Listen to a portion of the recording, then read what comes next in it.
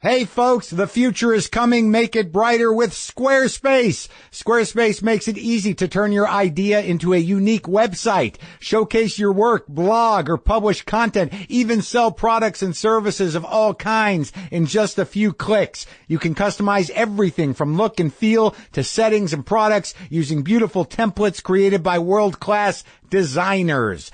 Head to squarespace.com for a free trial, and when you're ready to launch, use the offer code WTF to save 10% off your first purchase of a website or domain. We're also sponsored by Spotify, which is making it easier for you to listen to the podcast you love. Just open the Spotify app on your mobile device or desktop, click on the Browse channel, then click on the podcast section. You'll be able to listen to this show and all your other favorites from your phone, your laptop, even your smart speaker. Stay thoroughly entertained during your commute to work or drive home, or when you need to distract yourself from those news alerts that just keep popping up on your phone. Thanks to Spotify.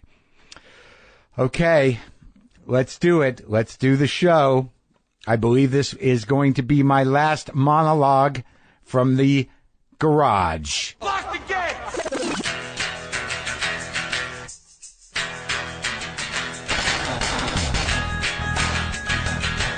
All right, let's do this. How are you, what the fuckers, what the fuck buddies, what the fucksters, what's happening? I'm Marc Maron. This is my podcast, WTF, as it goes and keeps going. How's it go? What's happening? What is happening? How are you? These words on this mic at this point in time, right now, and what follows here in the intro, not the interview. I'm going to be talking to They Might Be Giants in just a second. John Flansburgh and John Linnell are both here. The Johns are here, or we're here. But in the present, that would be after I talk to the Johns. These might be the last words I say in this structure. I put it off.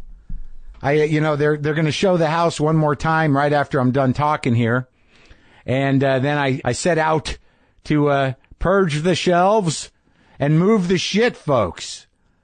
The plan is to move the shit, at the very least, to move the recording apparati to the new space, the new garage, on Friday. And if I'm ambitious, if I'm enjoying the pickup truck, I'm going to load it up and take the rest on Saturday. And we'll start broadcasting there from the clutter, from back like the old days. Back when this garage was just a garage. It's got to start somewhere. Yeah, before I get all this stuff on the shelves, it's going to be the mics at a table, just like we're starting over. But this is it. This is it. I'm making some decisions about the books. I'm thinking about releasing Gravity's Rainbow back into the used book ecosystem so someone else can put it on their shelf for a couple of decades with plans of embarking.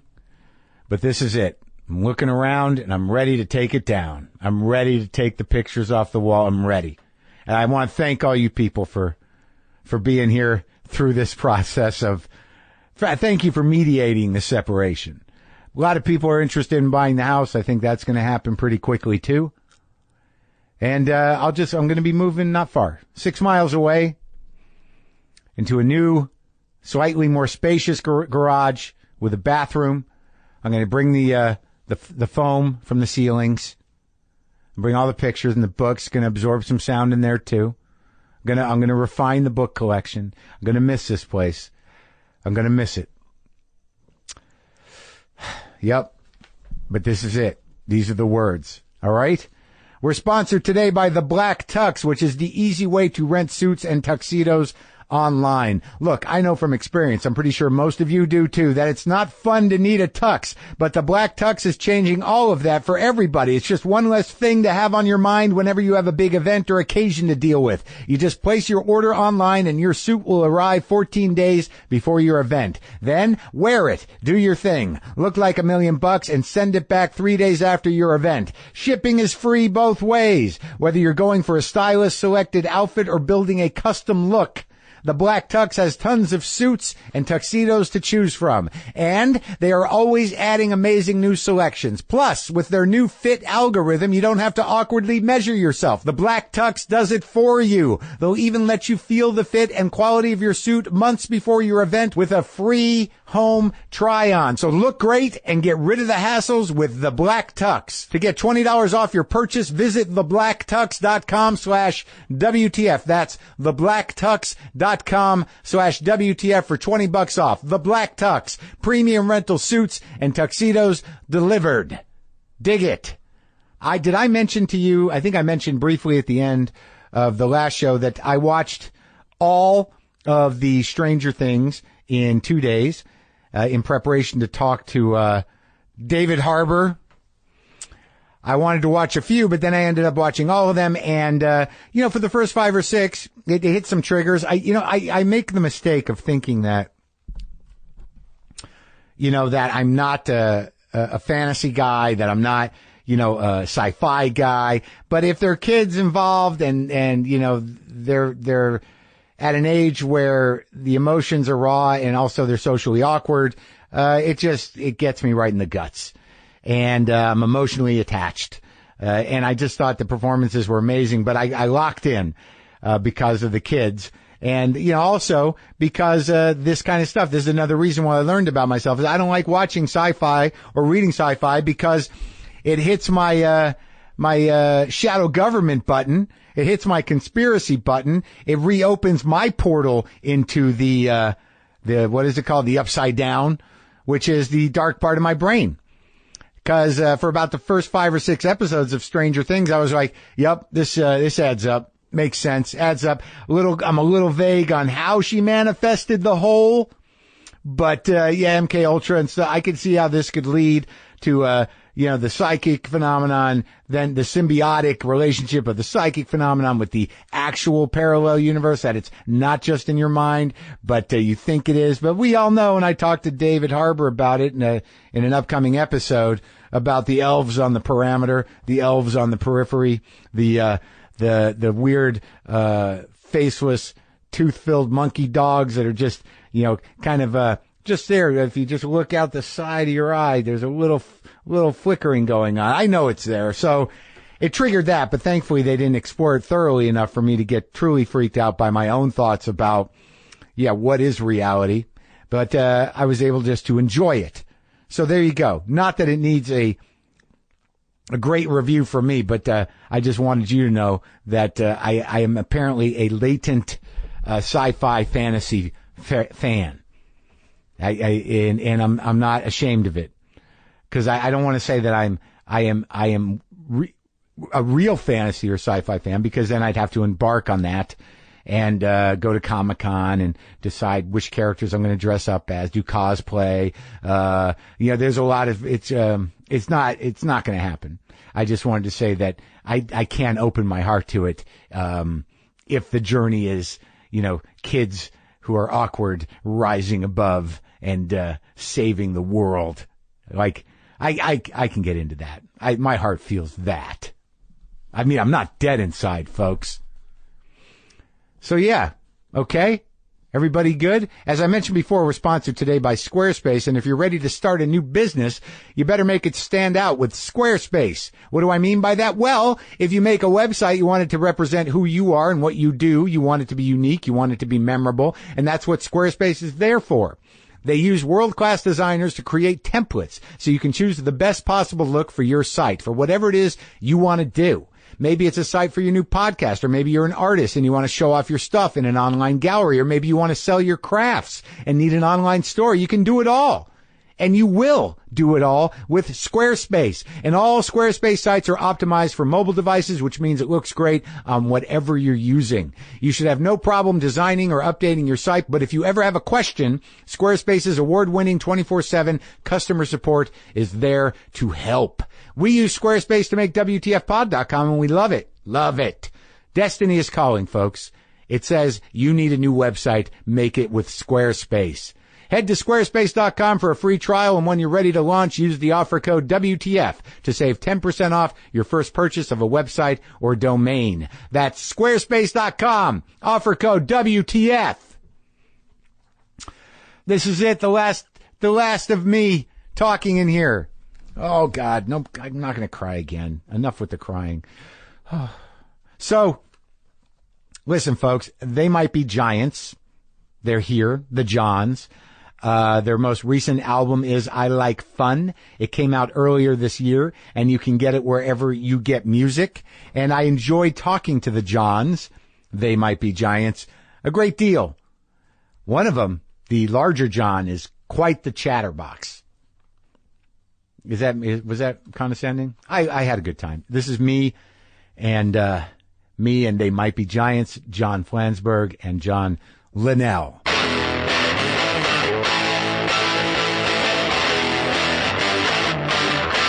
John and John. Sir. Yes. They Might Be Giants. Here we are. You're in my garage. I know. This is exciting. I'm glad like we got dream. to be in your historic garage before it's turned over to the you're one Smithsonian Institution. Well, the people really... right next to Julia Child's kitchen. Is it in there? Julia Child's kitchen? Yeah, they have a reproduction of it. And by the way, if you do go, take a photograph of the wall because it has a fine wine list it has like a the day. It has a chalkboard of all the wines that she needs to buy. Oh my God! And so it was like just a little there. nice guide. Yeah. Wow. Well, some people thought I should do something with this place, but I don't know that. I guess it was culturally relevant. I don't know if it's historical in the big scheme of things. Well, I mean, I've been I'm not fishing for compliments either. I'm just throwing it out there. Sure. Hold on a minute. Listen. I want to get my tea. Okay. You guys got stuff. Where's mine? We need our stuff. We're talking like we're doing this already, but I can't tell. I don't know. Is this a thing that he does? Mark has left the room. So right. So have we started already? Are we okay? All right. What do you think? It's hard to tell. We just jumped right in. Mark, I have to tell you. I gave you more of an intro than I give anybody. I said John and John. You did do that. Those were That's extremely true. pro. Yeah. What were you going to say? I just want to say I've been listening to the show really from almost day one. Really? Yeah. And nothing. I mean, I thought it was a very interesting show. Yeah. I remember actually recommending it to a bunch of people because I thought they could handle it. But You can handle. He's a very needy broadcaster. I have to say, I thought at first I thought like the WTF title was a huge governor on how popular it could ever be. Yeah. You know, you're not. You thought it was a mistake, or it was good? You're not getting it on NPR, but then you got it on NPR with a different title. I know. You're fooling everybody. Well, then the title initially was a broad title for an unclear idea. Right. That in the first dozen or so shows we were kind of all over the place. I remember the comedy bits. Yeah, we had comedy bits. Bits. That guy Matthew, my friend Matthew, was in the room. They were oblique. Yes, comedy bits. Like they did not land. There was no place to land for. Oh, you mean the fake characters? The fake characters. Oh, that was here. The third act. The third act was here. Yeah. Yeah. So, what do you guys? The last time I saw you was at Fred's house. Mm-hmm. Fred Tomaselli, the artist. Yes. And I'd never met you before. And Fred's a dear friend of my girlfriend Sarah, the painter. Yep. And they're painters. She's fantastic. Yeah, you like her? Yeah. Oh, thank you. I do too. She's painting now.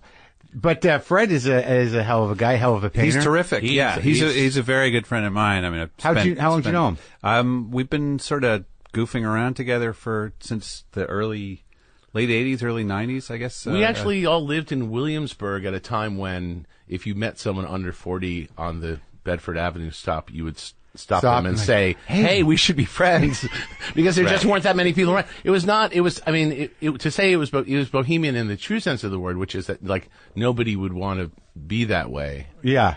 But where did you, so you guys both still live in Brooklyn? Yeah, I live in Brooklyn. Yeah. Flans just moved to a secret location. I spend most of my time in Sullivan County in the Catskills, near where the Woodstock event actually happened. That's where you spend your time now? Most of my time, yeah. And but you would, if you're not there, you're at his house? No, I have an apartment. I have an apartment in East Harlem that is nice. Mm-hmm. East Harlem. It can be revealed. It can be revealed. I have not talked about it in public until. Who right are you now. concerned is going to take that information and be bad with it? Well, we're such a Brooklyn identified band that it's like it's a very weird thing to have left. It's like me wearing glasses. Right. It's like you don't want it to be a big thing. Right. You know? Right. As you evolve. Yeah. Because people who are committed to you, who have been with you the whole ride, are like, well, now what? Yeah. Exactly. I mean, we were in Williams. I don't know what to believe. we weren't ready for the Right. change. Right. Yeah. I moved to Williamsburg in, I guess, 82. Linnell Yeah. moved there in, like, 83. And so, we were there for a very long run. And, of course, nothing in New York stays the same. And it just turned into this kind of Euro disco extension of St. Mark's Place. It was never my dream to live on St. Mark's Place. Did it? It is extraordinarily new. They've torn down everything and put up. In terms of the way it looks. They don't literally they haven't built a tunnel from St. Mark's to. But like Eurodisco, when I lived in Astoria, Yeah. behind, in the courtyard behind my building, there was a bar there called Boomerang. I think it was, I want to say Baltic. I don't, it wasn't Euro, but it was. Oh, no, I mean, that Mark, that character on SNL, sort of like, right. real, like, high-end German, I get it. Yeah. We're buying New York. Not the original Polish restaurants. Unka. That stuff. Yeah. Yeah, and then there was the Unkas with the strange, like Middle That Eastern stuff would beat. be. That Middle Eastern I would beat? be fascinated to live near that. I can't even do it. It's like, it's not 4/4, it's something else. It's a other thing that's kind of engaging. The 16th, like 32nd. Yeah. Yeah. It cannot be a beat that cannot be sung. It's like Egyptian-y. Yeah. Is that possible? It's not, You guys are the scientists. It's not the music. It's not the music that's the problem. No, I get it. It's the people that own It's New York the now. lifestyle choices. Well, let's go back because I want to go back in the day, because I'm not getting nostalgic with my own life, but I think we must be around the same age. Probably, no? yeah. We're a little bit older than you, I think. Are you really? Oh yeah. Really? Is that true? When did you show up in Astoria? When were you? I think I was in Astoria. How's that going to determine my age? I don't know. I'm triangulating. I'm starting by triangulating. I think we ended up in Astoria in like 94, 95. Okay, all right. So you were here before that, and I was here in the late 80s for a couple of years. Then I went back to L.A. Okay. Back to New York in like 92. You've lived almost everywhere. Yeah, and then I went to San Francisco for a couple of years. But then I was back in New York like 92, 93. And then I dug back in 94, got married 95, got that place in Astoria, held on to it for a while. Yeah, we were old that guys by that time. Is that the Jody Lennon place? Yeah. I held on to that for a while. I think she's still in it. She is. Yeah, I ran into with her asthmatic cat. How's Stoley doing?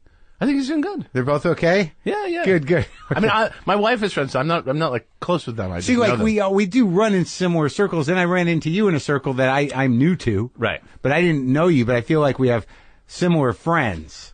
But I was sort of in a dirtier world than you, I feel like. It's possible. Although we had more time to clean up because we got to New York in 81, I think. Yes. Right? And we were probably 21, 22. Oh, you are older than me. We're definitely Yes. older than you. Yeah. I'm 54. I'm 58. I'm 57.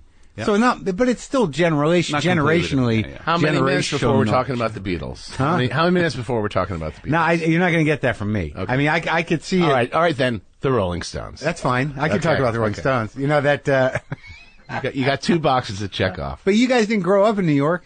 No, I did partly. Born, yeah. I'm going to yell that at you. You didn't grow up there. I didn't. I still haven't grown up, but I lived in New York till I was 8. Moved to the suburbs of Boston, where John and I met. Suburbs of Boston. Suburbs Yes. of Boston. Now that was Metro West, as it's called now. Right? Yeah. Oh, really? Yeah, because it's all the .com millionaires. Is that true? Yeah, it's all techie now. What part are we talking about? The Tom Schultzy part. Oh, well. You know. I got the Walkman right back there. Yeah, exactly. Tom Schultzy's Yeah. Walkman. No, he lived in the town of Lincoln. We grew up in this beautiful town called Lincoln. What's which that had- near? It's near Concord and Lexington. It's It actually basically borders both between. of those, yeah. For a long time, it was unincorporated lands between like all these Revolutionary War towns. Right. And then I guess maybe I don't know when it was actually. It didn't have a school for a long time. There weren't that many people Lincoln? there. Lincoln. It's like 20 minutes west out of Boston, and it's a beautiful. It's where the Audubon Society is. I mean, it's that beautiful. I miss it. Miss it's a very pretty place. You know, I did a lot of time in New England, but so it can feel like doing time. It can, but like when I was there, I was in college, so I was sort of oblivious to the nature of the city itself. And it wasn't until I started doing comedy where I realized, wow, it's pretty intense out here in some of these suburbs. But well, there's a lot of ideas going around.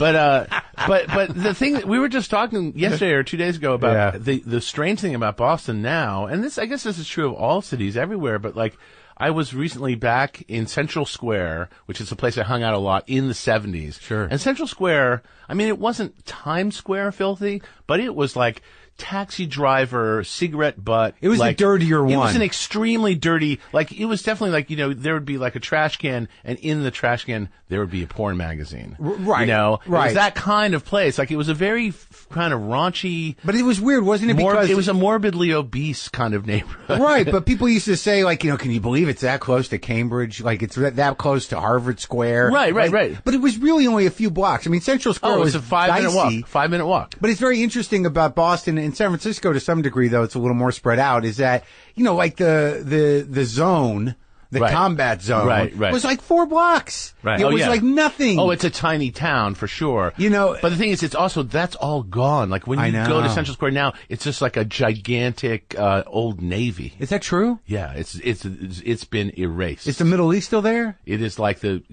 club? Yeah. That's still there. That's still there. TT the Bears?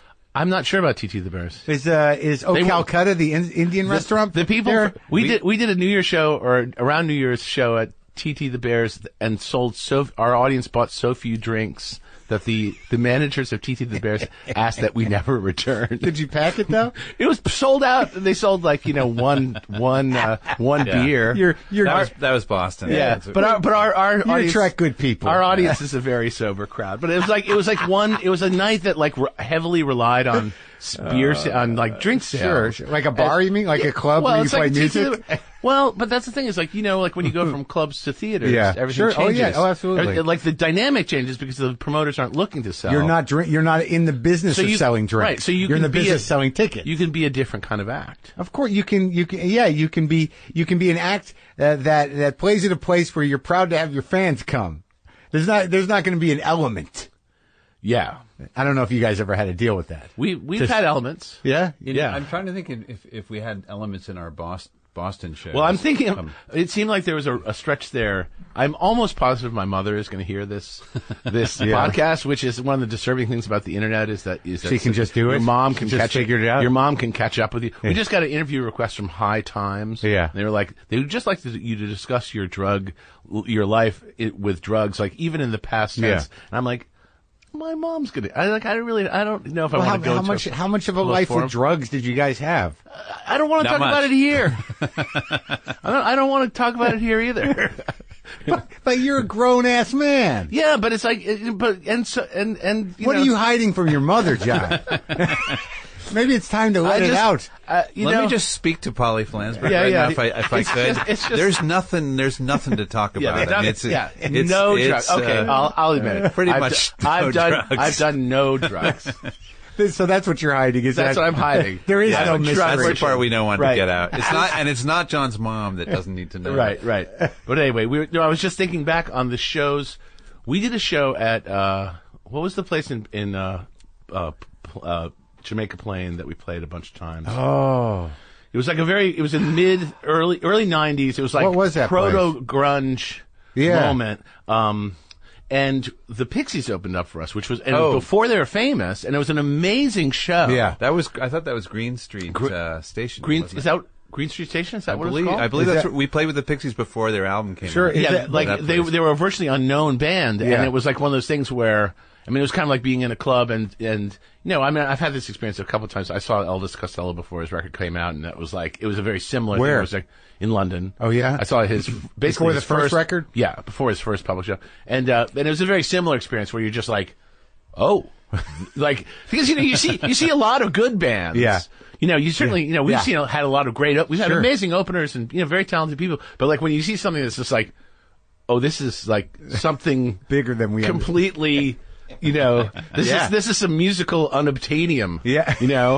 And but the thing is, I think my mom came to that show. Oh, and she said those boys look like druggies. No. But then look at that girl. I'm not sure if it was a triple bill or if this was a show that. I think you're right. No, it was the same show, and there was a third act. There was a third act. Okay, you described. And it was a man doing performance art, and he was dressed in a full body length vagina outfit.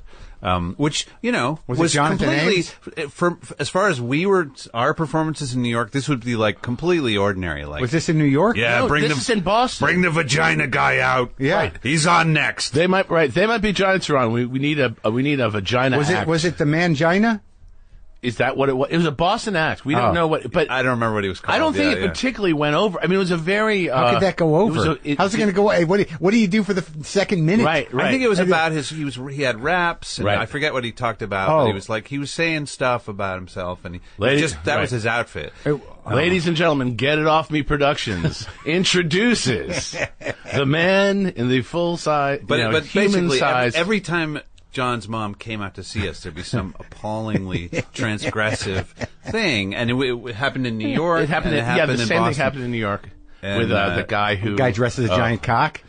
That was actually that's too weird to talk about. But the point is, the one in New York's too weird to talk about. The point is, I think she probably got used. Your to mother it already went through it. She became inured to the idea. What happened in New York? You can't just say it. Well, it's also sort of an I don't know. It was a guy with no arms wearing a dress who was doing performance art, and it was mostly in German. I think he was like saying stuff in German, and that was the and then he did and then his friend did a striptease while he was reciting stuff. Was he the closer? Or they opened for you? I don't. It was on one of these bills where PS 122 in New York. They would have like 100 different acts. It was a variety show. Yeah, but this is important because this is New York in 1982. 89, 90. Because this is it's sort of the end of that performance art. Oh thing. Yeah. We basically started. Like when we arrived in New York was like the new wave fad was which was in some ways kind of a hoax. The resurrection of new wave. No wave. Right. No wave. Sure. Like 1981, 82, there was like Suicide.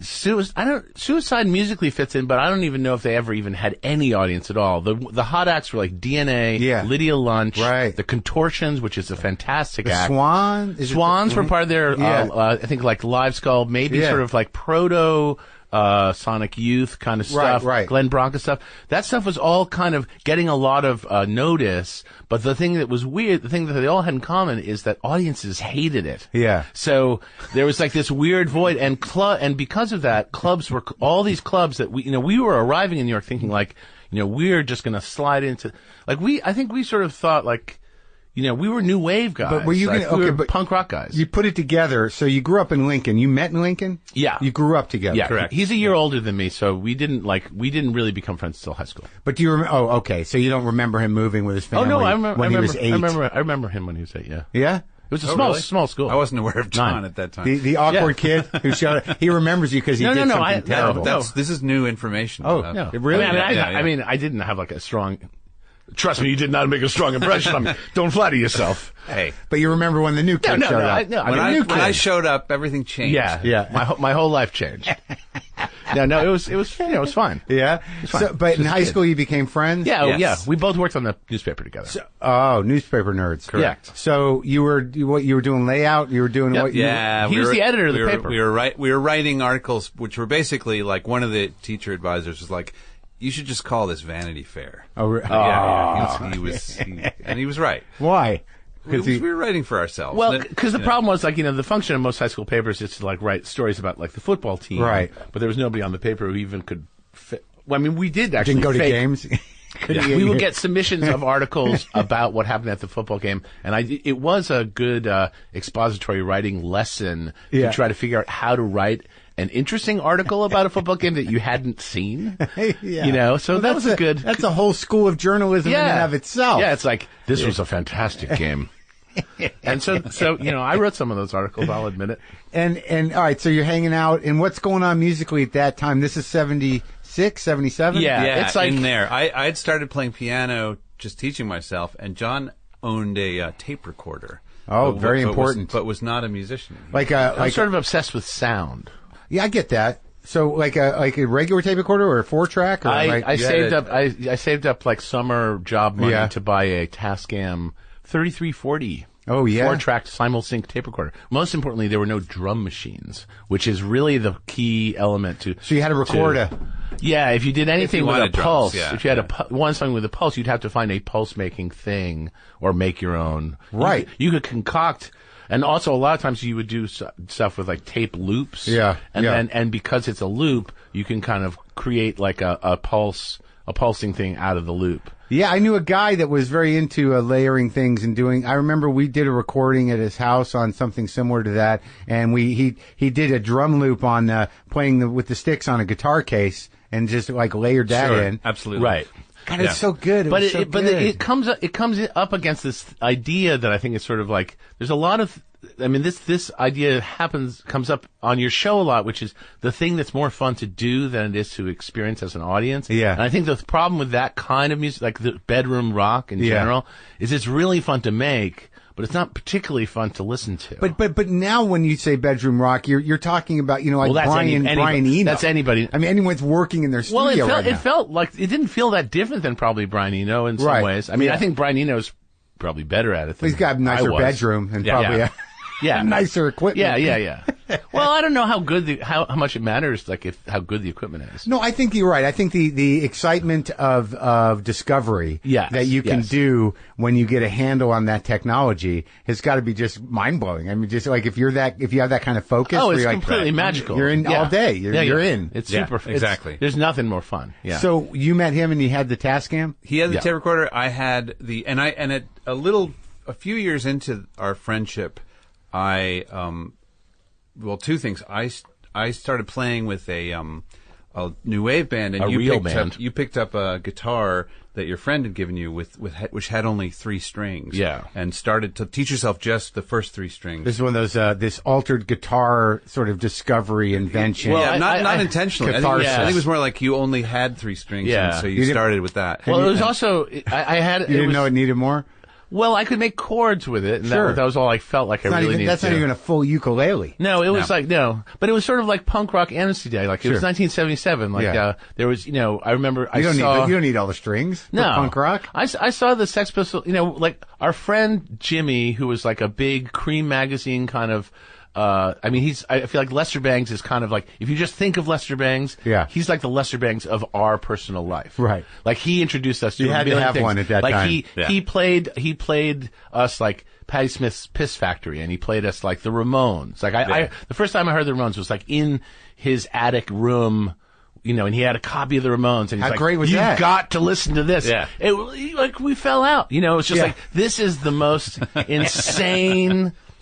Because part of it that was so great was that it was incredibly... Never happen again. It was incredibly powerful music. It'll never happen again. It was incredibly powerful music. And also, there's this part of it that's like, is this a joke? Yeah. Like, right. and the combination of like, is this a joke? And it being so good. Right. It's like, what they're talking about is so fucked up. Yeah. I mean, it's like there's sniffing like glue and I mean, it's just like all, and it's like without no apologies. They're not bragging. Yet because of the type of music it is, it almost sounds like novelty music. Yeah, well, but it rocks so hard. It rocks so hard. I mean, it's not, and I mean, it asks a lot more questions than it answers. That's but I like that. That's an interesting sort of reaction to the Ramones. Like, is this a joke? But like then you realize how hard it's rocking. It's like undeniably not a joke. There's a great cassette tape of that Danny Fields made of Lou Reed that was recorded in a recording studio right after Danny Fields played him the Ramones. Yeah. And it's a very similar thing. Yeah. And like Lou Reed is just like, that's it. I'm done. We're done. It's over. Forget it. They nailed it. They did it. And it's like this, it's like, what? Yeah. You think about Lou Reed, like Lou Reed is the guy who does like the press conference in Japan with like 800 people there. Yeah. He's like, I don't want to talk about it. What are you people doing? But Lou Reed had he had an advantage over us, which is he kind of came from that same world. He invented something. But he also came from the working class New York thing. Oh, that's right. And so part of the mystery for us was like, we're these suburban kids who are like, what are these guys doing? But on some level, like, there has to be this timeline where Lou Reed knows that without him, that whole thing down there doesn't happen. I'd be curious to know how much he credited himself. I don't think sound-wise, but certainly in terms of pushing the envelope and pushing it in New York. And making room. But for also, things. I think New York also just grows stuff like that. I think that's true. You know, I think that's true. It just grows Ramones. Right. There are a lot of Ramones. But also, I mean, I think musicians often, nobody wants to admit it, but like they will feel competitive with their contemporaries. Sure. And nothing is as much like when you play a rock festival. It's like, behind the scenes, it's like, well, who won? Dude, I'm sure it's the same. I don't do it with comedy much because it's not fair in the sense that because you're lying to yourself.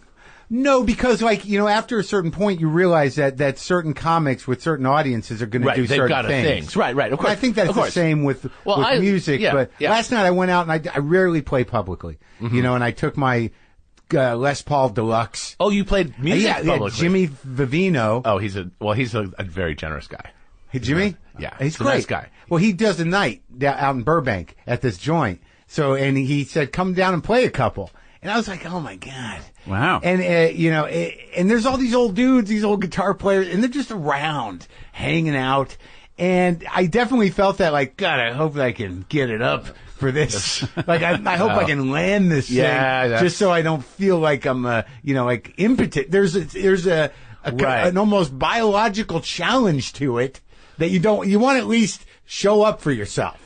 Right. And it's not in losing. I knew I was going to lose, but if I could honor what it is that I do, as rough as I do it, and it's mine, then I did all right. That's interesting. Well, I think we take more of like an auteur approach, where we can not necessarily, do the thing you're talking about. Yeah. We can suck pretty hard. We can suck, but we're hiding behind our ideas. No, but the thing is that no matter what you guys do, I think it's very similar. Is that you've created this world for yourself, a sound, a tone, a voice, a structure. You're undeniably we've got a brand. Wait, I don't know why I call it a brand. Yeah. Why not call it a universe? Or just like a voice. We've got a voice. I want a universe. You do have a voice. I'll take it. Because you're like after 2 seconds of one of your songs, you're like, they might be giants. There's no denying it. But I think the thing isn't that what you're trying to do though?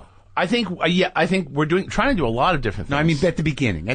Well, I think even at the beginning. So the thing about it is though is that we're doing this for ourselves, primarily. Like we're trying to impress ourselves, and I think part of it is like, how you don't necessarily recognize yourself in the mirror. Like you're so used to your getting harder. Yeah, right. Dad. But you know what I mean. Like you're so used to your own thing that what you're really trying to do is try and expand on it as much as possible. So I don't think, in other words, I think that we, for example, we'd been doing this for, what was it, like 20 years when before we started doing, we made our first children's record. And one of the reasons we waited so long was we didn't think we didn't want to confuse anybody, What do you mean? That they'd think, oh, this is what they are. Yeah. We didn't want people to think that we had fundamentally changed our act. Well, but let me ask you something though. I mean, the interesting thing about the timing of that, though, looking at it, is that given that your fans are generally decent people who don't drink, I'm sure that most of them have families. And a lot of them do. Yeah, sure. That generation of I think. Well, we have a very kids? Yes. You both have kids. I do not have kids. I have two cats. Yeah, I have cats. 3 cats, no kids. I'm with you. But you must have known these kids need things, and it'd be nice to entertain them. Well, John and I did discuss this from the position of kids deserve not just that good pop music, kind of classic condescending blah blah blah. This is good enough. Yeah, right. When you do a kids album, people come out of the woodwork telling you how you should do it. They're like, it's like the part in The Graduate where the guy says plastics. Yeah, it's like that. They're like dinosaurs. I'm telling you, kids love dinosaurs, and it's true. Kids do love dinosaurs, and one of our most popular songs is about dinosaurs, written by our bass player. But the truth is, I think what we wanted to do. And John sort of nailed this in one conversation we were having about it, which is like the way people adults like The Soprano. We want to write kids music that like appeals to kids the way The Sopranos appeals to adults. Like they're just waiting for the next song? It's just like, it's surprising, something that's surprising, okay, I get it, something that like captures their imagination, that takes them to somewhere else, that isn't just like about like fortifying them with like vitamin enriched information. Or like a morality tale about a dinosaur. Exactly. Yeah. Just the like dinosaur that broke its foot. Not everything that kids experience has to be good for them. And I think that was sort of our little breakthrough. I think. Oh, you're like, we're going to do the kids album for the dark stuff, for the stuff that they're going to be a little uncomfortable with. It doesn't have to be nutritional. I think it doesn't have to make them better at being kids. Oh, I see. Or they don't have to learn. Yeah, they don't. Exactly. It doesn't have to be. They don't have to learn. And even the records we've done that are in air quotes like educational. They're still, they're just interesting records. It's just, and we dedicate a lot of production value and a lot of time, and like we take on those projects very seriously, which is the other thing is that the more you do educational, the more you do kid stuff, you realize what a world of hacks. The rest of, a lot of people doing kid stuff. Sure. It's just like, well, I couldn't do the real stuff, so I did some kid stuff. Oh, really? Like, and a lot of them find success in that. Oh, you can find tons of success. That's the cliche anyway. Like that's, But once you get a break with a kid thing, like it's not like the Wild West. Not like anybody can just make a fortune doing kid stuff. I don't know about fortunes, but you can certainly. There's a whole regional kids music making. I had Zane's in here from the Del Fuegos, right? And he's like the world music kids guy, right? Like, and he makes great kids albums, though. He makes he uses great musicians. Yeah. But let's go back before we get to exploiting children for money. Let's we'll come back to the exploiting kids. That'll be hour 2. No, because I think that like I said at the beginning, the time that you guys sort of surfaced was a very exciting and changing time in music. So you're in a band now in Lincoln, a new wave band. Well, yeah, it's in Boston. Moved out to Boston. And what year is this? 77. This was 79. So you moved to Boston. Moved to Boston. Music. Yeah. Where were you living? Everywhere. Like when you're a certain age, you just move every month, basically. Yeah. Where'd you sort of land it though? Like, because you're talking about Central Square. You remember Kenmore Square, dude? Sure. Yeah. That place is just nothing. He played in Kenmore Square many times at the In Square Men's Bar. In Square Men's Bar? Yeah, the Mundanes. The Mundanes were a huge. He was in a band called the Mundanes. The Mundanes. New wave band. Yeah. And they were based out of Providence, Rhode Island. They were a big, like brown, rizzy kind of band. And this is right after like the Talking Heads had blown up. So there was like this whole sort of like. So we got to be the opening act for every new wave thing that came through Providence. Through Providence. Yeah. So we opened for the Ramones and the Talking Heads because there was nobody else that was appropriate. And this was in the late 70s. Late 70s. But the post-new wave thing, like the early, like late 70s, early 80s stuff, spawned some of the weirdest, most mutant kind of ideas, because everyone was like, all right, we've done this short song thing. That and this weird hardcore, like post-slam dancey, post-skinhead, post-oi thing. There was like sort of like, what I guess like, the guy who just died from The Fall, like that kind of music, kind of was his name? Really Mark E. Smith. But like I remember, new wave really set out to kill disco because I was in junior high. You guys were out already, but like we had a real problem with disco. Yep. In 76, yes. 75. Oh, see, we kind of loved. You were disco. out. We kind of loved. I like it now. I can listen to it and I can respect the Night Bee Gees records and Donna Summer. Well, you always liked it? No. I would say for me it was treacly horrible stuff until somewhere around I Feel Love by I Feel Love was a real game changer. Yeah, that was Donna Summer. That's something else. But Giorgio Moroder did the produced it. Yeah. So so it had this very German kind of bass line. Kraftwerk. Yeah. I didn't get into Kraftwerk till like a year ago. Jimmy Mack also played us Kraftwerk for the first time. He played us Kraftwerk and the Ramones. So he laid out your life for you. He was the source. He was huge. It's a shame he's passed away, but he was the sort of the Holy Ghost. Did you send him Christmas cards every year? Like thank you notes? Hey, dude, thanks. Oh, we did. We dedicated our first album to him, actually. Yeah. Jimmy what? Jimmy Mack. James McIntyre.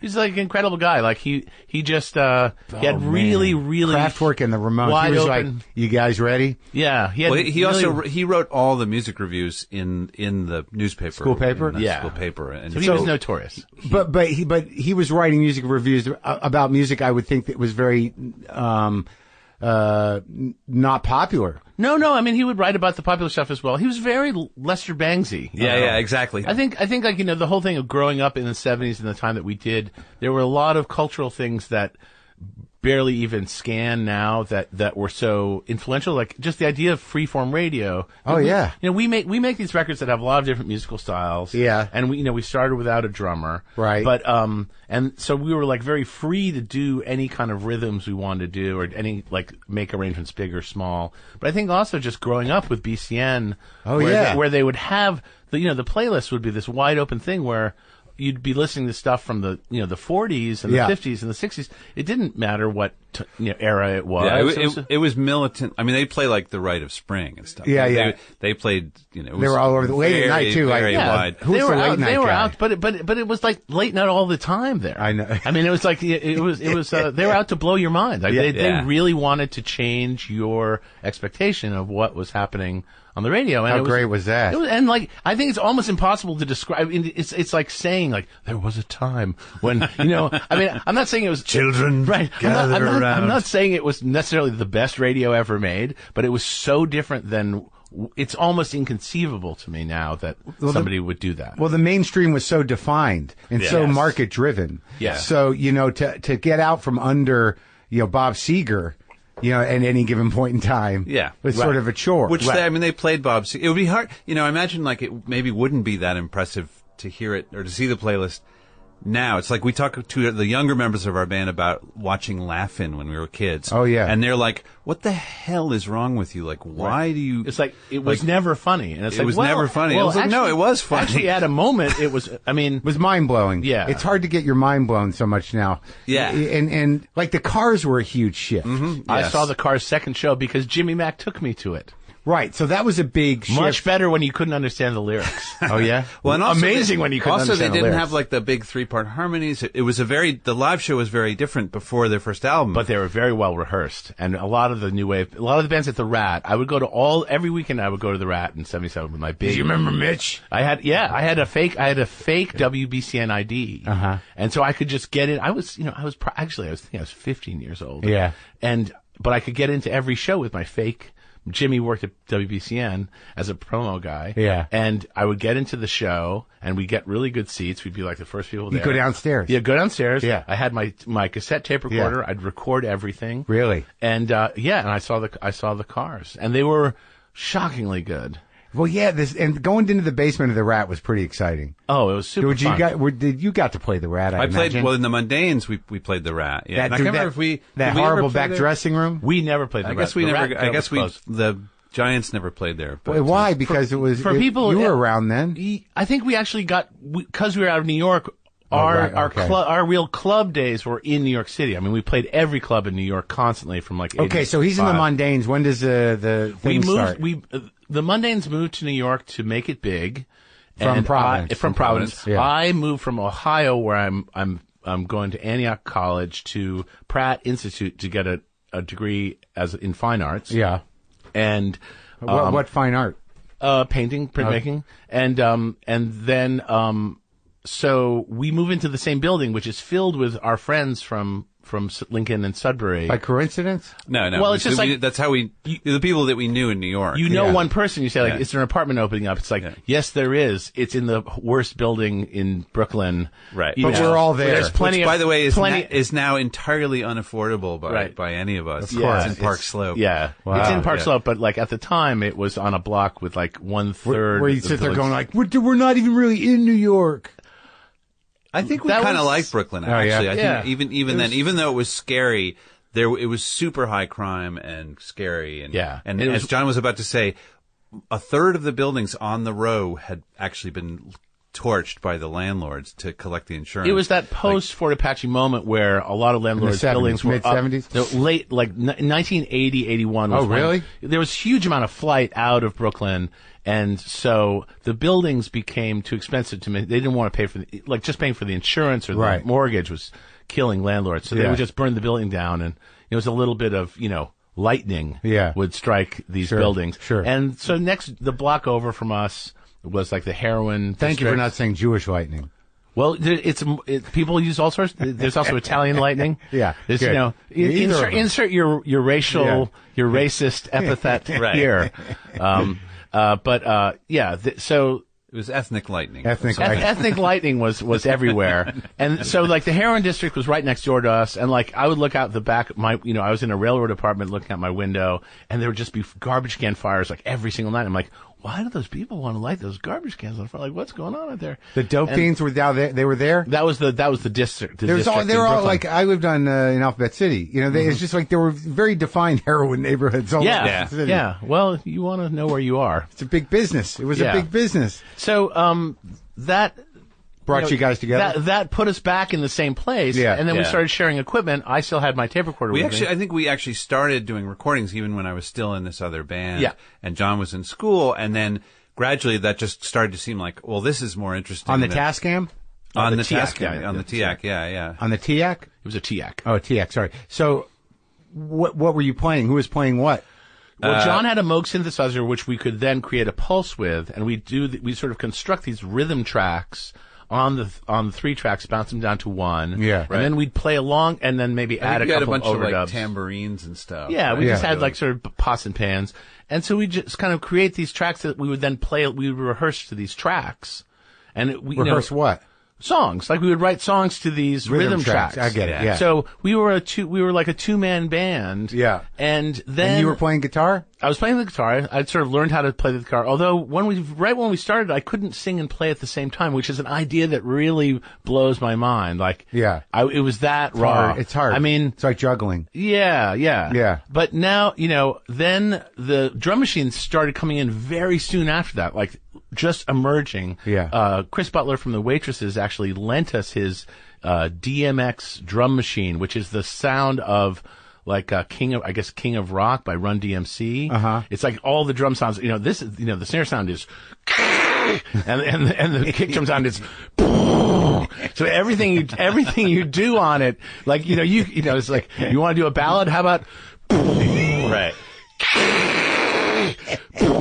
But it was very synthy, right? In other words, it was not samples. It was like the tom-tom was like, do. It wasn't a recording of a tom. It wasn't so it was a drum machine. Emphasis on machine. Right. They hadn't done the sampling thing yet. Because I remember when that happened, everyone was like, oh my God. Exactly. It meant everything we saw us. it was like a truck coming towards us because that was developing while we were doing this thing. And it was kind of you were excited. We were very excited. Yeah. And we were very excited to be in a 2-man band because the truth is, like, John had been in bands. I was in other bands in college with people. And, it's hard to be in a band. It's hard to, everybody has this sort of like, it's a democracy, sort of maybe. Maybe you're with like a visionary person who's got a very clear idea of how to do something great.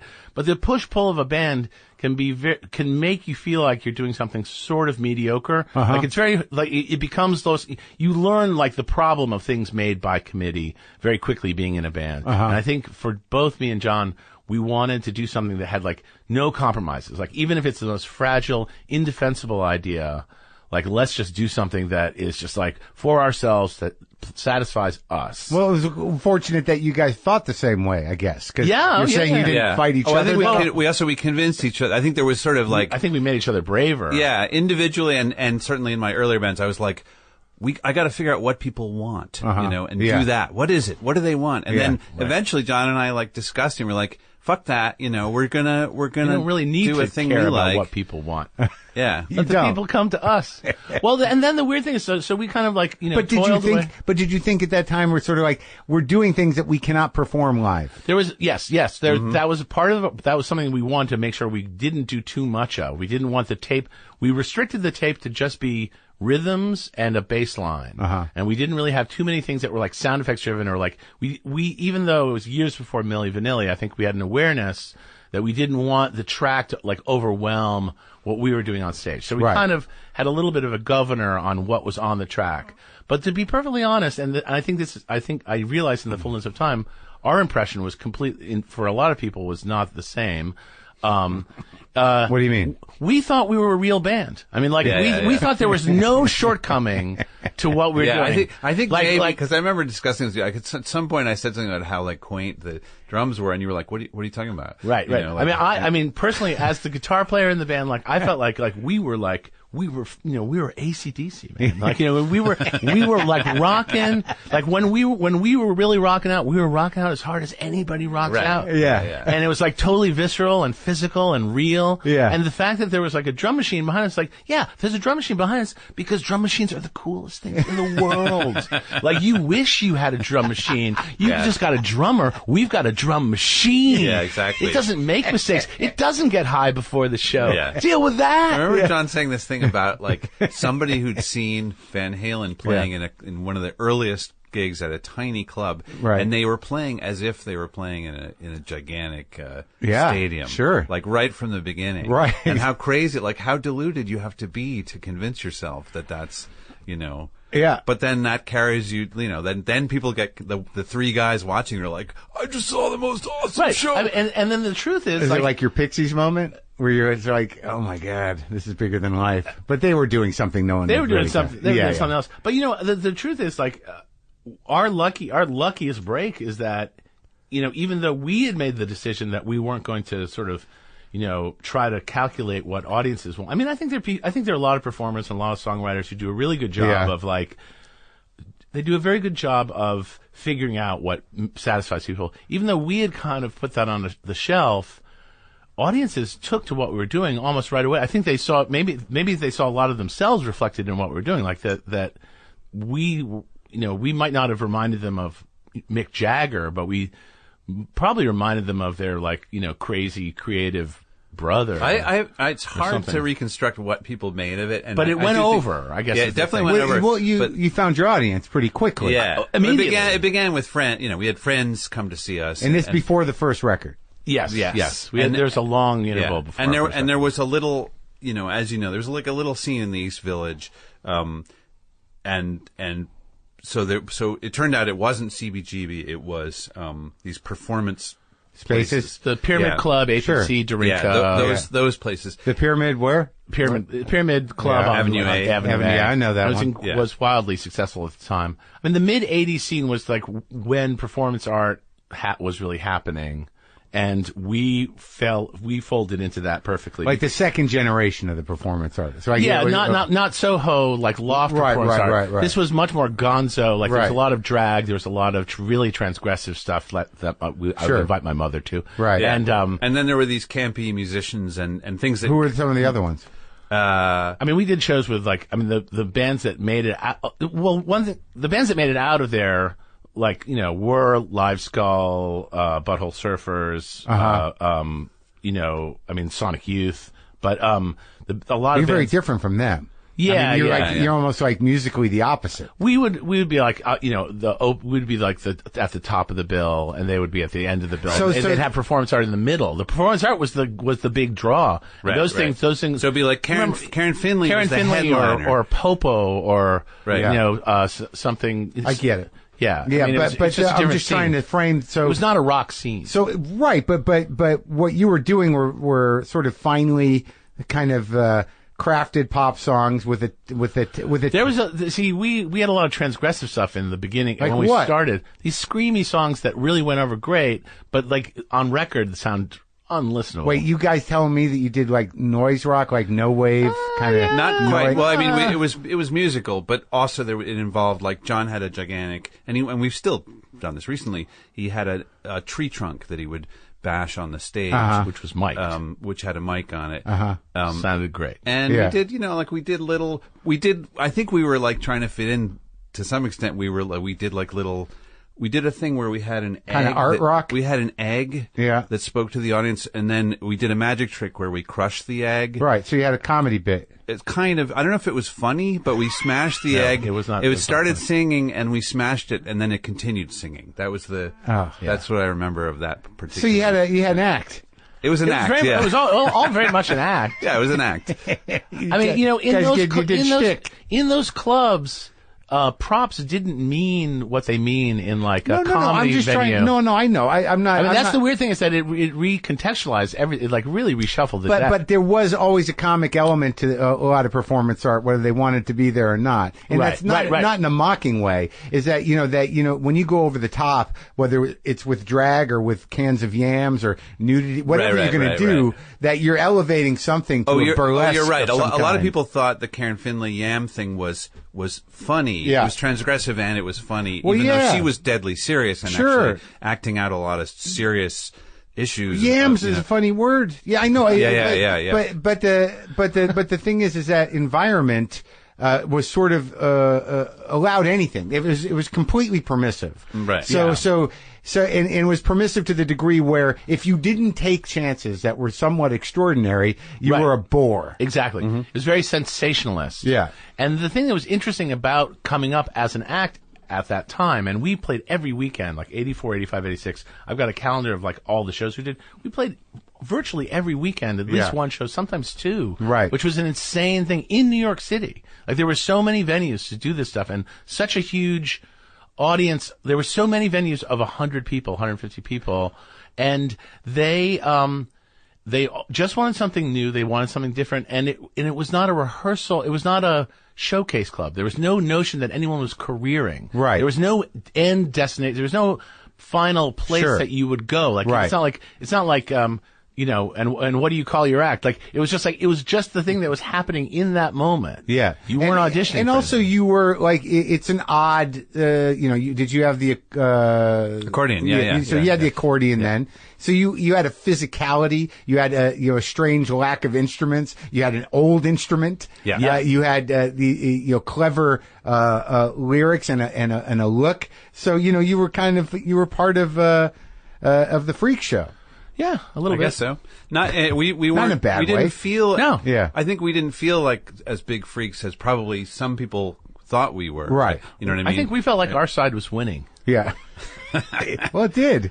Yeah. I mean, I think that you were sort of ahead of the curve in, like that an audience, whatever audience you built around you initially and whatever audience came from the first hit records that you had, that, whatever culture has become now in this sort of nerd, the broader nerd branding world, you were ahead of the curve on that. I guess, although in some ways I feel like that a lot of that stuff, like the stuff we've been talking about that scene, is like so gone now. No, I know, but like once you guys started making sweet songs, that and the sweet people Yes. started coming to see you and not drinking, that was sort of a precursor to what became a dominant force in culture. Yeah. now. It's definitely no longer a UFO. I mean, it's Sure. we can Right. we can play a song and It's something it's something that can be described. I feel like when we talk to younger bands, we realize like a lot of young people are not worried about this, any of these issues about like selling out and stuff like that we were obsessed with at that. Selling out in age. terms of like, maintaining your integrity. Yeah. Or yeah. Yeah. Right. Oh, yeah. Like the Okay. idea of integrity seems to have gone away. That's gone now, right? No, that now they call it authenticity, and it's a little more flexible. Yeah, authenticity. You can actually hold on to your authenticity and compromise your integrity. Exactly. Yeah. How do we do that? We got to learn how to do that. I remember seeing like an ad. I remember seeing the Red Hot Chili Peppers very early on in their career. And Yeah. we had gotten actually the very first record offer we got was from the label that they were on. Which label? I think it was EMI, which Yeah. was like I think one of the most coke-fueled labels of that era. And they were not a particularly successful act, but they obviously had like an incredible look. Who, the And Peppers? The Chili Peppers. Yeah. And they did an ad for I think Nike or some sort of on trend swatch. Yeah. Some hipsterish kind of big 80s Sure. thing. They did a television ad, and I was like watching TV. I'm watching like the Phil Donahue show, and all of a sudden, the Red Hot Chili Peppers were on television, and the Ringo sexual in me just was like, you're not allowed to do that. Yeah, you gave away your cool card. Right, now I was thinking like, well, now the Red Hot Chili Peppers will like never be able to work again, and it was sort of climbing down from that preset to like where we are now, where people just think like that's the best thing that could ever happen to you Right. would be to be in a Nike commercial. It's so it's such a hard, I mean, I don't feel old. I feel like I am from another world. Extinct, right. You know, like, What, do you remember when the Del Fuegos did that Miller commercial? that was a contentious thing. That was a big deal, actually. That was a contentious thing. Because they chose them to represent Boston. Well, we had a weird. You see, part of that was weird is that I think the what is the word frisson was that it was about authenticity. Right. So like it was like you don't want the topic to be authenticity in the thing that scans as a commercial. Yeah. Right. So it's a little bit Yeah. little bit difficult. But that sort of ended that. a heavy didn't lift. Well, I don't know, but we perceived it as a bad move at the time. Yeah. Because you were around? Because we had those concerns, like we were. But everything there were so many everything was gatekeepers. Everything was like, who approves you? But yeah, but we couldn't over even play it. We couldn't play at all these places. We couldn't get reviews. When we started, the New York Times would not review any show south of 14th Street. Really? The New Yorker would not review any. Yeah, because we promoted our own shows, and we would like solicit that, just to get a listing. We knew it would sell tickets, Right. And like you call up the person who like does just the preview section, and say like we're playing at the Cat Club. We're playing at Shitnick's. Oh, the Cat You've Club. never heard of. Right, It. we're playing at PJ Shitnick's, and we're wondering if you'd list our show. Like we're doing really well, we're selling out, blah blah blah. Like sincere. Like I'm just like a 25-year-old talking to another 25-year-old, Yeah. and they're like, "I'd love to help you, schmo, but we do not list shows below 14th Street. When you're north of 14th Street, we will." What the fuck is north of 14th Street? That was the dividing line because No, but I don't even know what's north of 14th. What would they be reviewing? everything, rock clubs that adults go to, The Beacon. right, places right. that hold 1,000 people. So when did it change for you guys? Well, that didn't change till after we were playing. We were playing at the Beacon before that changed. Yeah. Yeah, I mean that all changed in the 90s. But how'd you get the first record deal? Glenn Morrow, who just put out a really great record of the Replacements recently. The live one in Hoboken? Yeah, That one? yeah. Oof. I think we might have opened the night that we might have been the opening act on that bill. The 86 at Maxwell's? Yeah, That's a great fucking record. Yeah. Wow. Glenn Morrow ran a record label called Bar None. Yeah. Which is, I think, put out that record in question, and or was invited. He made the tape. Yeah. And his partner came to us and said, "Would you like to make a record?" And we had a cassette that was for sale at our shows for like a year that we were selling many, many copies of, which had been reviewed in People magazine. How'd that happen? That is a really good question. We don't know. Yeah, there were a lot of people But didn't you get some notoriety? Yeah. At that time for your performances and then for the answering machine stuff? Yeah, we had the Style Song service that was kind of its own phenomenon. Yeah. And that was an interesting way for people to find out about us because they weren't, speaking of performance art, it sort of fell into that category of... How did it work?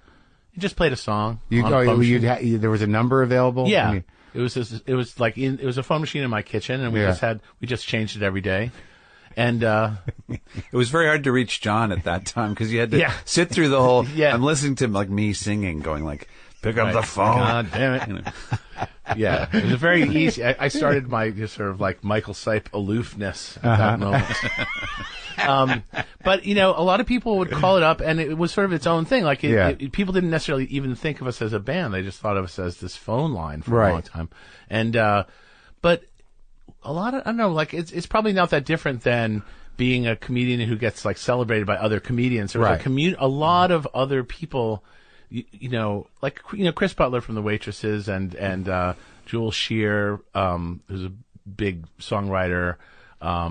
They would get us gigs at club. Like our first show at Danceteria was like a gig that was arranged by somebody we didn't know. Right. It was just like, how can you be that nice? Right. Like, who gets gigs for other people for people they don't know? Yeah, yeah. But we kind of had this people went out of their way to help us in this way. Maybe they felt sorry for us. I'm not sure exactly, but it was just like it was like a very unusual. Maybe we should help the two nerdy kids. Yeah, the kid with the accordion. Right. They, Lord knows they guys. need help. But like Marshall, same with like Marshall Crenshaw. These are people that really helped us at very specific times. Crenshaw did? Yeah. Yeah. And but we didn't know them. So it was like We had fans. Yeah, they were. I guess they were fans, and they were sort of expressing that. But it was. So they would bring you in to open for them, or you do not even open. Well, that was the other thing is we decided very early on we didn't want to open for people. Yeah, and that was a big mistake. Oh yeah. Well, kept you out of the live gig world. It's a morale killer, I think. Doing a lot of touring, opening for another band can really crush your spirit. So you knew well enough that you were sensitive and that you didn't want to necessarily we watch people we walking just wanted in. To keep it fun. I think like early on we decided we wanted it, as long as it was fun, it seemed like it would be worthwhile. And it's very hard to keep it fun. Yeah, So you do the deal with Bar None. Bar None, and they put out this album. Your first album. Yeah. And the first video on it we made with this guy, Adam Bernstein, who's now a very, very successful, and he's a very gifted director. Yeah. But he basically created 30 Rock. He's like did the pilot for 30 Rock and does lots of. Yeah, Adam is a big wheel in comedy stuff. Yeah, and I guess he worked on. He did your video. He did. Yeah, we did the first videos for pretty much zero money. But that was when MTV was relevant, right? Or it was brand new, and it was extremely important at like sort of breaking new acts. And we shot our videos it was very smart of Adam. We shot them on film, so they looked really different and distinctly unsweaty compared to a lot of the other, like the Rolling Stones would be like shooting a video in like some hot, weird TV studio looking very uncomfortable. Yeah. And then our video would come on, it would look sort of like this sort of beautiful, even though it was made for 2 cents. Yeah. I think it also had the quality. I mean, it looks nice now, but it looked sort of archaic too. It kind of looked like Hard Day's Night. Oh, really? Yeah. So like we were these clearly kind of like operating with less money and scrappy guys, and they really stood out because when we did get played on MTV, it would be between like the Whitney Houston and the Whitesnake videos. And so it was like it really stuck. And so for the people who would be inclined to like us, they were like, that was like, oh, here's something I can relate to. Yeah. Right. These two guys. Yeah. Who are the weirdos with the accordion? Exactly. Yeah. But the second one we did with Adam, which, it was unclear whether it would even get played at all, but ended up being like the real breakthrough was the Don't Let's Start video, which we did at in Queens at the World's Fairgrounds, which is sort of semi-abandoned, and now sadly is super demolished. Is it? Yeah, it's really. I think they like sort of took down the gates and people just come in and. Don't Let's Start was on the first record. It was on the first record. It was one of those records that some DJ in Pittsburgh started playing it just on his own. That was a huge song, right? Yeah, it came out pretty good. But I mean, it did well on the charts. Well, we've never had a #1 hit in the U.S. Like we have yet to have an actual. But at that time, the alternative in the alternative scene. But that was just the alternative was college radio. It was called college radio. Yeah. It was the college charts or college rock was what it was called, and it didn't even have the name that it would ultimately. But I remember hearing that song everywhere. Is it just that sticky a song? It was played in a lot of bars in the East Village. I can tell you that. Well, maybe that would have been it. What year was that? 86? 87. No, I'm still out here. I mean, was it used on a... Oh, it was on K-Rock. It was on K-Rock. Okay. That's right. And in fact, the first time we came to California, that was the very first time we'd ever been anywhere where people had heard of us before we even arrived. Like everywhere else, we built up an audience. And then by the time we were touring enough, we got all the way here. And it was really different because, like, there was a crowd of people waiting for us, which felt completely new. And then you had, the second record was what do I know? But I think Anna Ng was huge, right? And same thing. It was a college chart kind of thing. In my mind, it's like you couldn't escape that song. Yeah, it's it was everywhere in my head. Yeah. Well, I mean, but you were also like in the places where it was going to. I guess I'm sure was. I'm sure there's a song right now. If you lived in Bushwick, there's a song right now by. Shma and the Shmas. That's doing that to people. I mean, but I just remember. I guess so. But I'm surprised that it didn't chart on the regular charts. It didn't, but it felt to us like we were superstars. I mean, that definitely. But speaking of gatekeepers, like there was like the major labels were really more concerned about holding on to the things that had already worked for them. Like this is when like Rod Stewart was still on the charts. Yeah. We were. The people on the chart, on the real charts when we were coming up were formidable, like rock, stadium acts. Sure. So they had huge amount of money behind them. And I think the labels they were very reluctant to, I mean, that's what opened the door for all the indies was because they just didn't see they didn't see any money there. But still, that you guys were part of that wave, though, that was pushing up against it, that maybe didn't break until the early 90s. We sold a lot of records on an indie label. I mean, Tom and Glenn at Bar Bar None? None, they sold a lot of records. They sold hundreds and hundreds of thousands of records. I think we did, at some point, we topped the CMJ chart. Yeah. I don't remember. And you were cut in for the appropriate amount of money? Oh, yeah, we did. It was great. But when did you switch labels? We got signed to Elektra. Why would you make that 89. choice? Why wouldn't you stay with Bar None?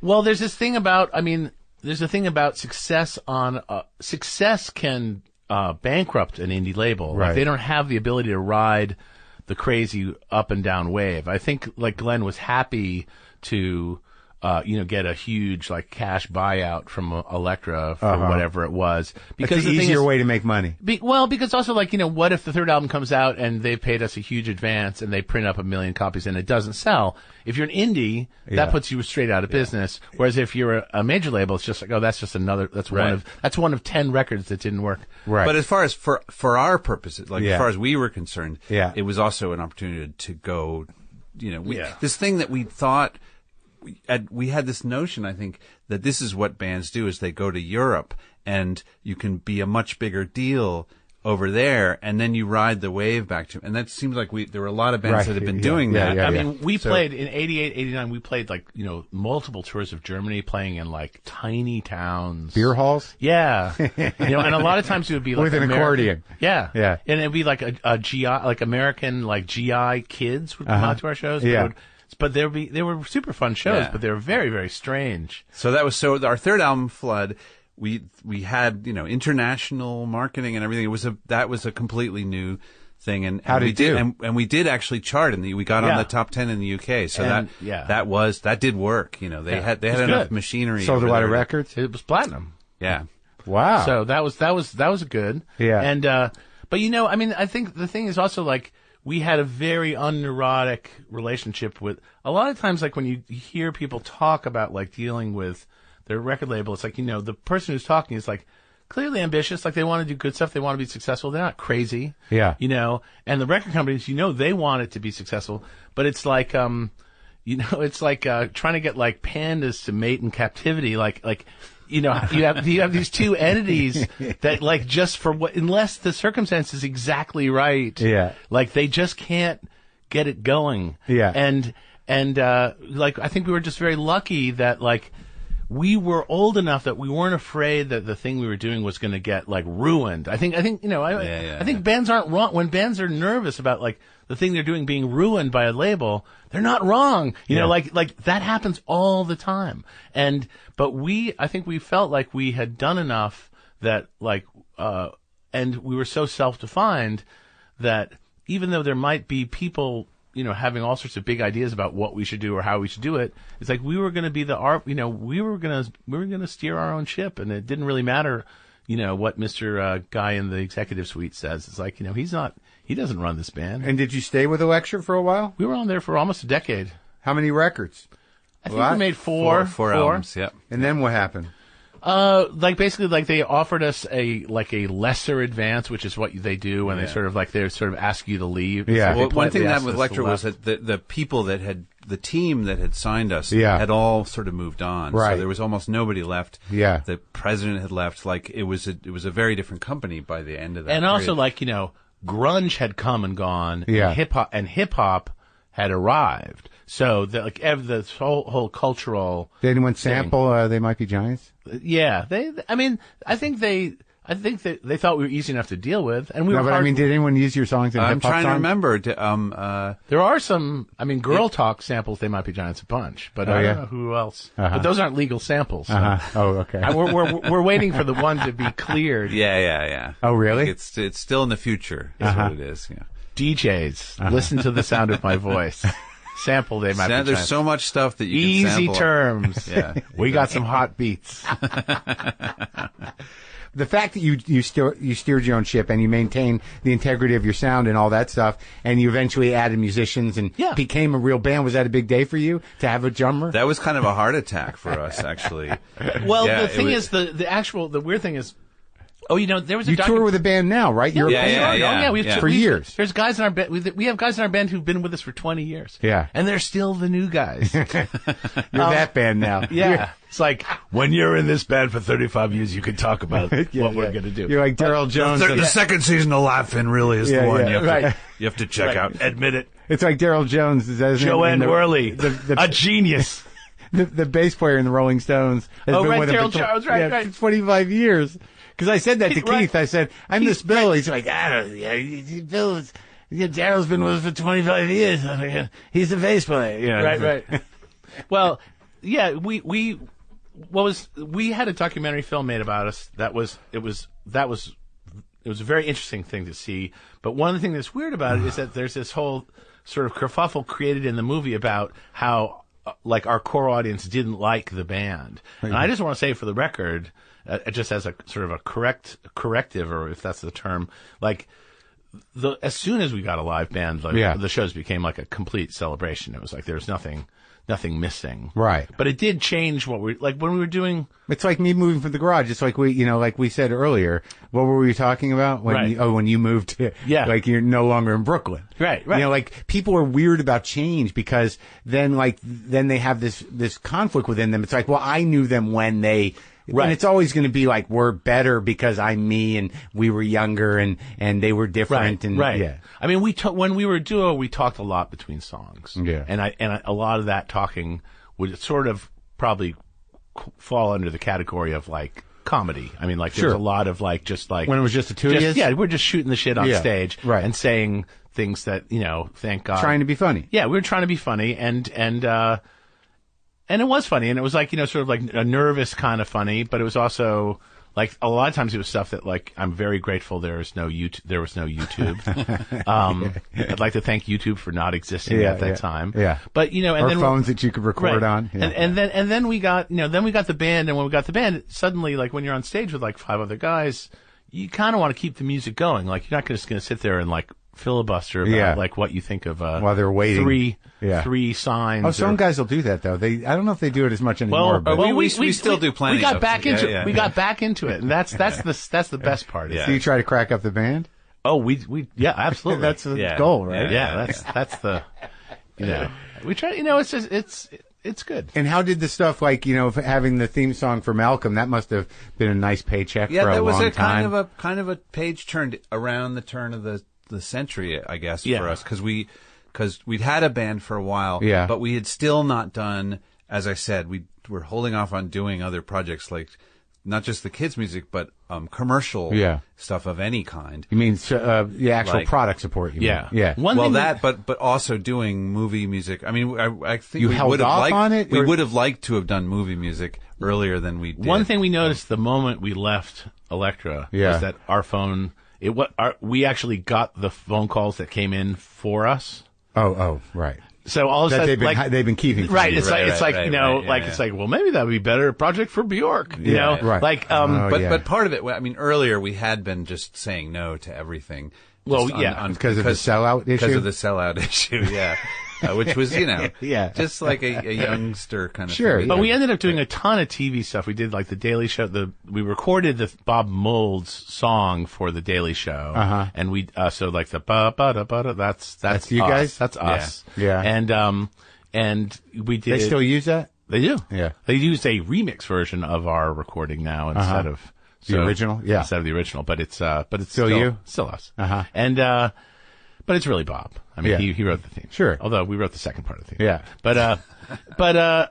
And then we did like, the Malcolm thing, which like was huge. I mean, was that a pre-existing song or you asked to write that? It was like a half-written song and it only had to be 30 seconds long. So it was like, I got it right here.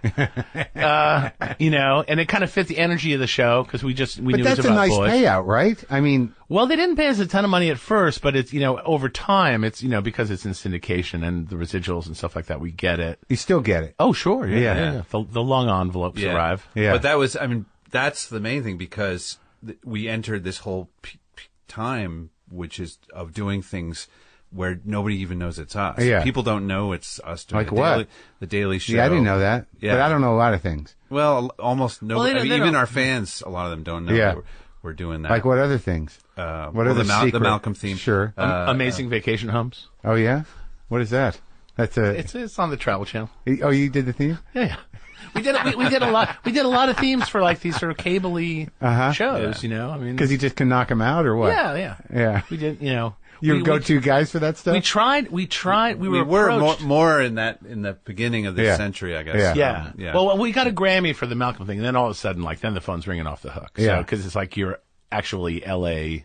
You know, like you're in the mix in Hollywood. You win a Grammy, it's like you're. Yeah, and at that time, you're token L.A. people. And yet, how did you reconcile selling out with what you were about to be doing? Well, the thing that was nice about the TV stuff is that it was faceless. Like that it wasn't really, you know, you weren't singing. It was the reputation, by and large. But I think we also just got over the notion of like we also did a whole string of Dunkin' Donuts ads. Oh yeah, and we were hired to basically do us. You know, it's like we want you guys. Yeah, we weren't identified in the ads, but people knew. But my wife instantly when she saw it, she was like, but as a project, that was a blast. Like we were doing original. I like Dunkin' Donuts. Well, part of the thing that's fun about doing stuff like TV themes is if you're actually doing it's one thing to like license your band's established hit and kind of like have somebody take your vibe and brand it on their thing. Right. It's something else like to actually collaborate with people and make something new. It's fun to make something new. Well, yeah, and also like if you can, confidently be okay with the product, it's just part of the work. On some level, it's like this is another revenue stream, and someone's got to compose this stuff, and there is challenges to it that I think ultimately inform other things. Well, but also like just to be just get right down to it, like if there was ever a band that was like part of television, They Might Be Giants is clearly a band that has watched television. Yeah. And like growing up with that's how you're going to reconcile it. We are television. No, but I mean, like just like growing up with like we can't sell out because we're inside the television. No, I mean just like growing up with like the Twilight Zone theme, growing up with like TV music. It's like such a part of your consciousness. So I think it's a very personal thing to decide what your threshold for being compromised artistically. Well, what's there's a ton of things we definitely don't do. It's something you feel and you know it when you feel it, but it's hard to define it. Yeah, I think so. There's a concept that comes up on this show a lot, which is like being liked the wrong way, which I think is a really interesting idea because I think it's especially true of. I mean, I know that comedians like they'll feel like it's like. They were laughing, but they were laughing the wrong way. I think musicians are even more tuned into that idea. Like you really want to be liked.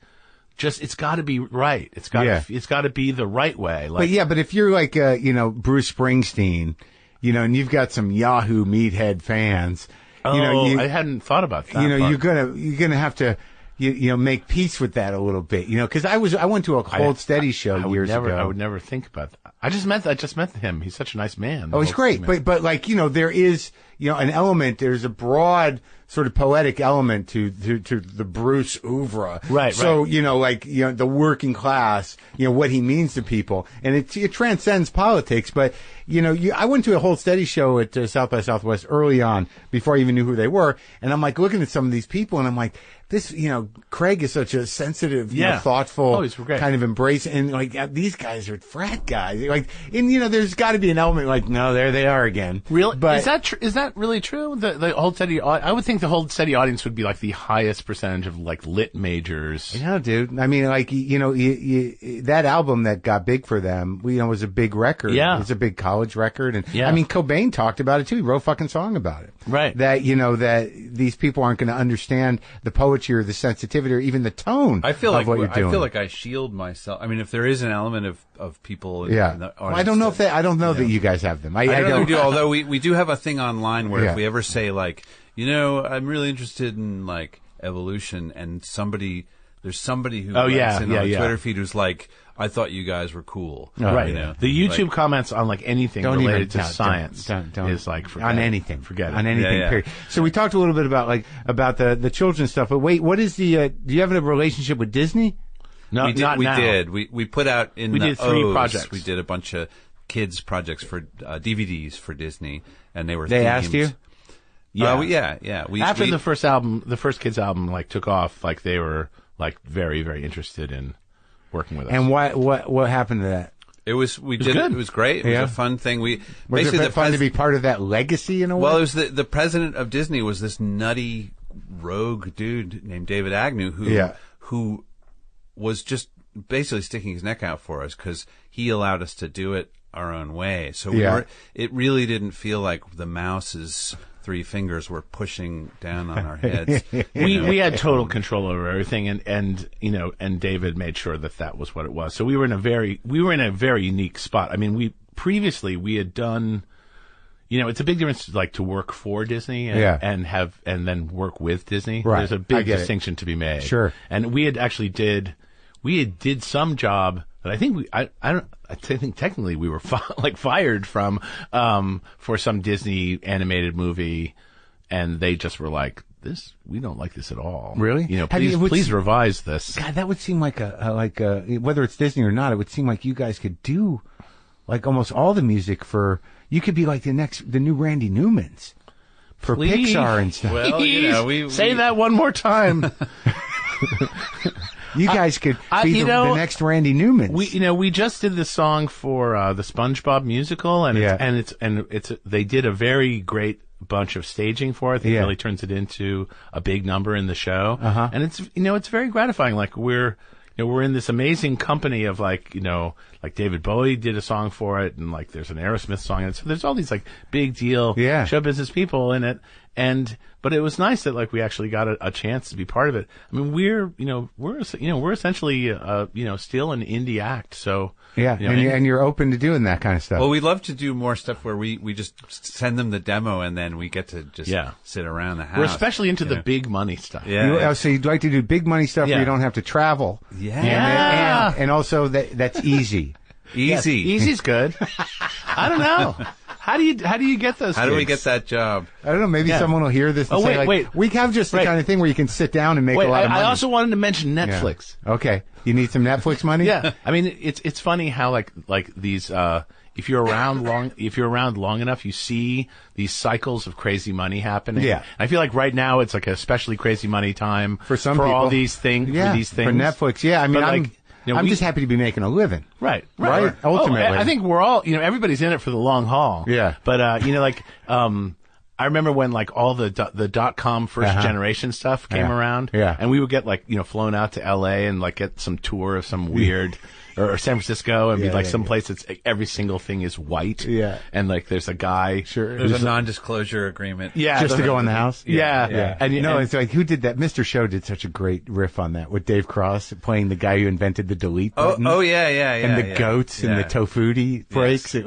That was genius. The amount of venom that he has for that is very satisfying. Well, hopefully there'll be more good times like that ahead. Sure, more free money. You're hoping more for. delete buttons. It'll be some Bitcoin-y thing, probably. I don't even know where you buy those or how you get your money You got to get on the dark web. I'm not. Okay, that's it. That's where I get my drugs. Oh, see, Mom, you waited till the end. She's got bored. She stopped listening.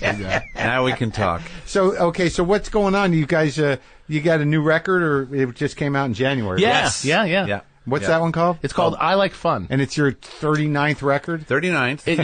Yep. 49th. But what's weird, and speaking of things going in cycles, is getting really good, like 4 records ago, we had a record that got really good reviews, and this one's getting really good reviews too, so we're just riding the good vibes of the good reviews. Well, good. It is a lot of records. Are you doing another kids record? No. Okay. Wow. That was very you said that very quickly. Final. Who knows? It's over. No more. We've done right. Who could say, Mark? Who could say? If the money was right and it didn't take a lot of work. But you see, the problem is that we have a commitment to quality that. Oh, that's what's slowing us down. That's the rub, man. Right. For the rub. simple, easy, huge money on the couch. Well, the SpongeBob was a great nexus of the quality was good,